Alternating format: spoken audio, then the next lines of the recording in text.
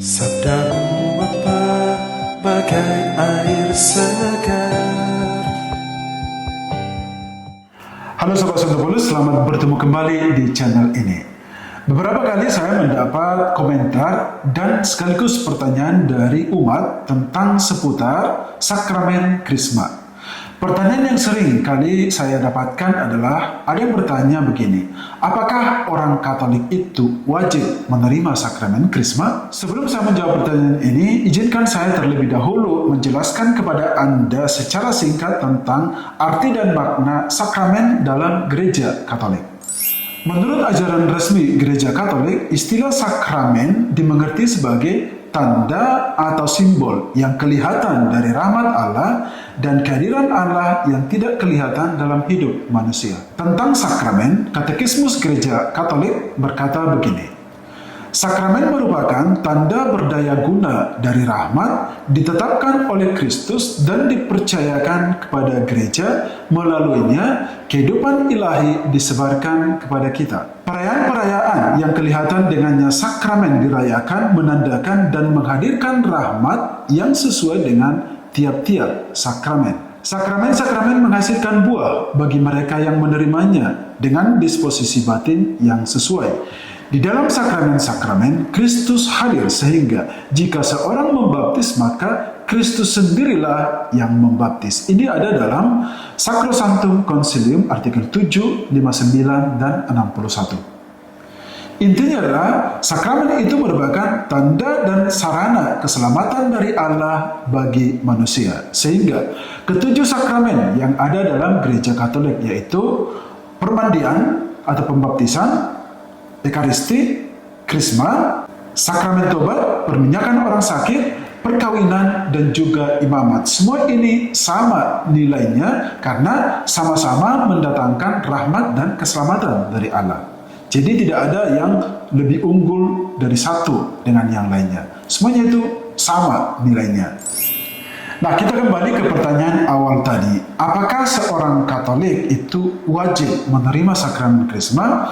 Jawaban saya adalah wajib. Mengapa? Karena setiap orang Katolik wajib mendapatkan keselamatan dari Allah. Dan ini adalah gunanya kita beriman kepada Tuhan. Sebab kita beriman kepada Tuhan untuk mendapatkan keselamatan. Sehingga kita harus melewati semua jalan dan hal-hal yang harus dilewati untuk mendapatkan keselamatan itu, termasuk harus menerima sakramen Krisma untuk memenuhi rahmat keselamatan dari Allah itu. Saya justru agak prihatin dengan orang-orang Katolik yang menganggap bahwa sakramen Krisma ini agak sepele, sehingga banyak dari mereka tidak menerima karena menganggap ini sesuatu yang tidak penting banget. Bahkan ada orang menganggap bahwa menerima sakramen Krisma ini seperti sebuah keterpaksaan. Karena ternyata di beberapa paroki dan beberapa keuskupan di Indonesia itu ada yang mewajibkan bahwa seseorang yang mau menerima sakramen perkawinan dalam gereja Katolik, maka dia harus menerima sakramen Krisma dulu.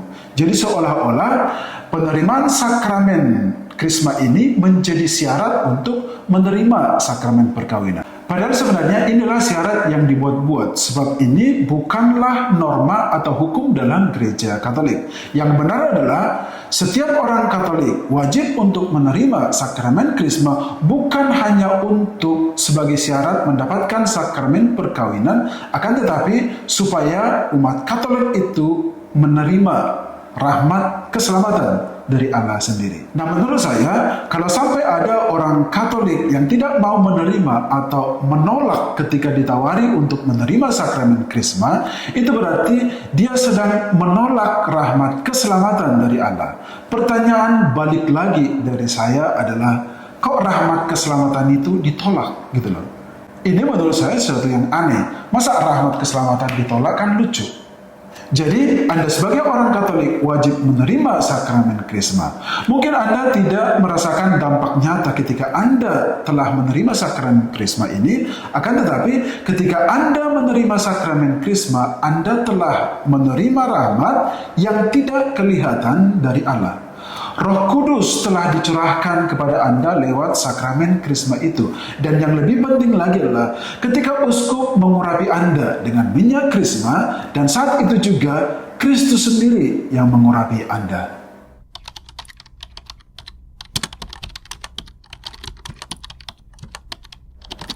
Nah, sahabat Santo Paulus, demikianlah jawaban saya terhadap pertanyaan Anda tentang apakah orang Katolik wajib menerima sakramen Krisma. Semoga penjebaran saya ini bermanfaat bagi Anda. Bagi Anda yang ingin memahami lebih dalam tentang sakramen Krisma, saya sudah membahas juga di channel ini. Silahkan nanti lihat atau dengarkan kembali di episode 90. Sampai ketemu di episode selanjutnya. Bekerja